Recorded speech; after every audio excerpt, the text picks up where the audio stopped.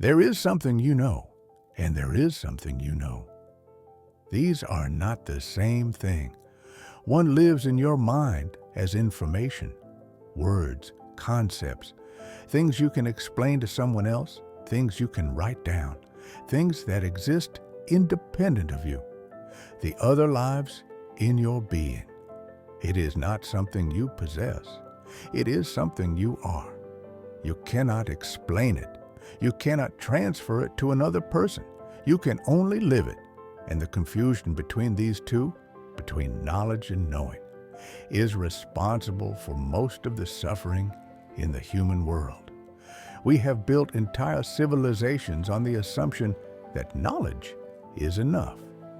That if we understand something intellectually, if we can articulate it in words, if we can analyze it systematically, then we have truly grasped it. We are wrong. In this 12-minute exploration, we examine the territory between what your mind believes it understands and what your being actually comprehends. And we discover that the gap between these two is where all transformation happens. If you are ready to question everything you believe about understanding itself, subscribe. Let's begin. Knowledge is a structure. It is built through accumulation. You encounter a concept, you examine it. You break it down into component parts. You compare it to other concepts. You build frameworks. You create systems of understanding. Knowledge lives in language. Language gives it shape. Language makes it transferable. I can speak a sentence, and if you understand the words, you possess the same knowledge I possess. But notice something crucial. The knowledge exists independent of your experience of it. You can know, intellectually, that grief is painful without having experienced devastating loss. You can know that love transforms without having been broken by love. You can know that fear is universal without having felt the paralysis of terror. This is the fundamental property of knowledge. It can be possessed without being lived.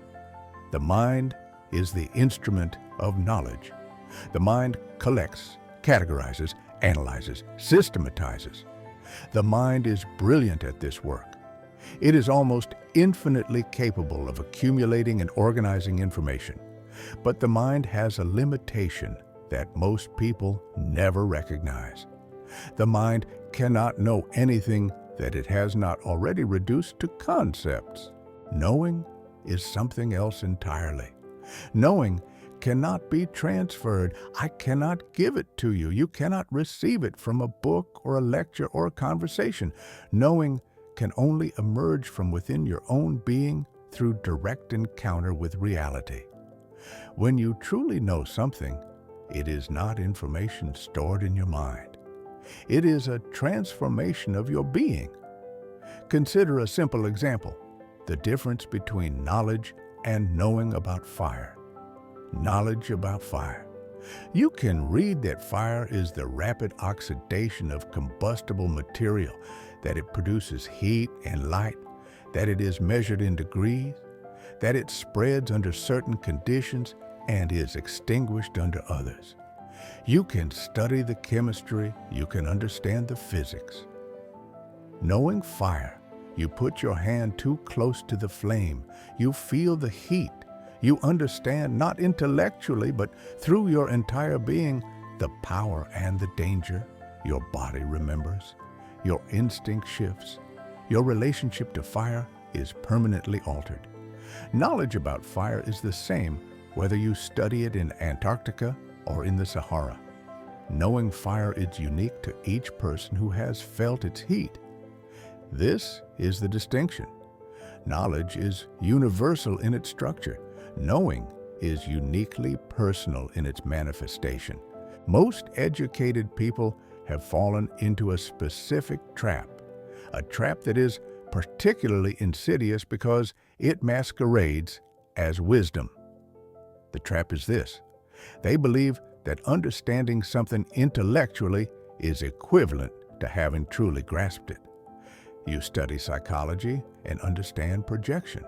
Therefore, you believe you have transcended projection, but you are still projecting onto your beloved, still using them as a mirror for your unlived self.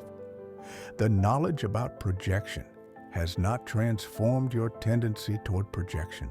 You read about attachment. You understand conceptually why attachment creates suffering.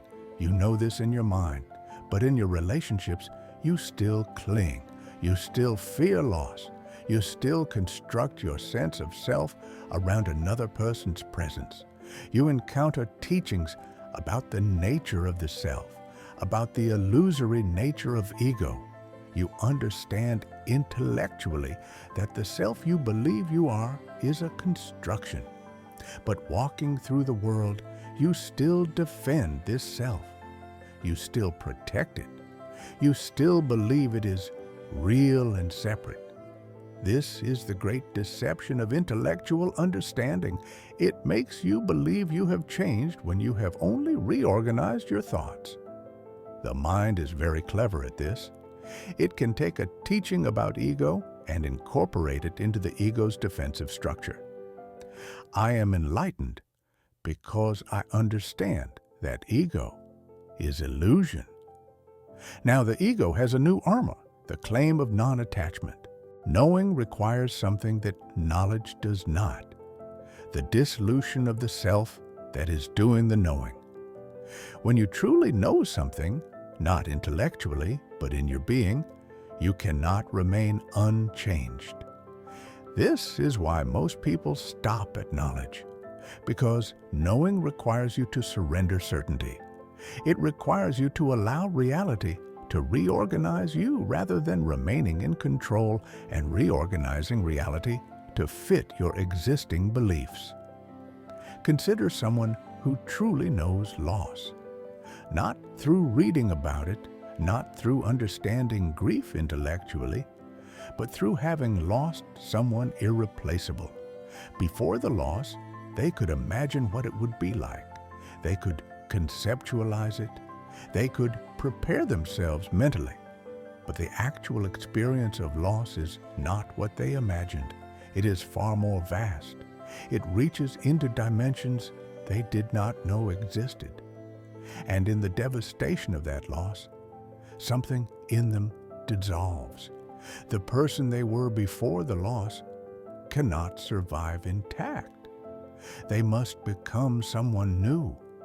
This transformation, this being reorganized by reality rather than organizing reality, is what knowing actually is. The mind has a fundamental motivation: to maintain the illusion of control.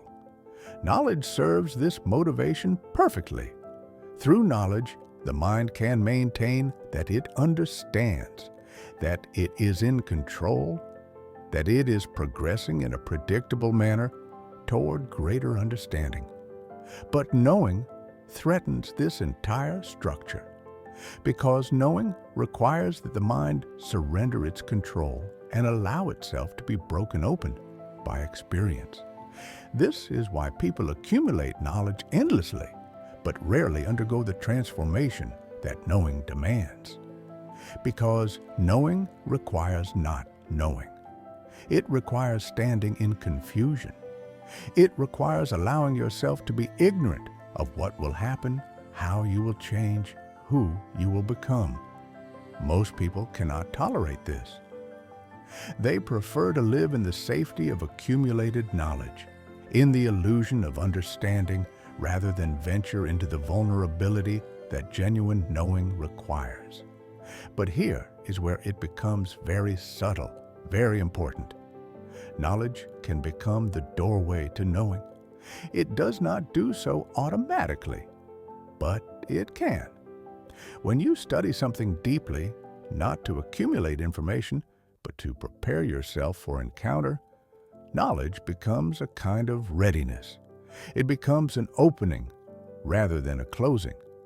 A musician can study music theory endlessly and never truly know music.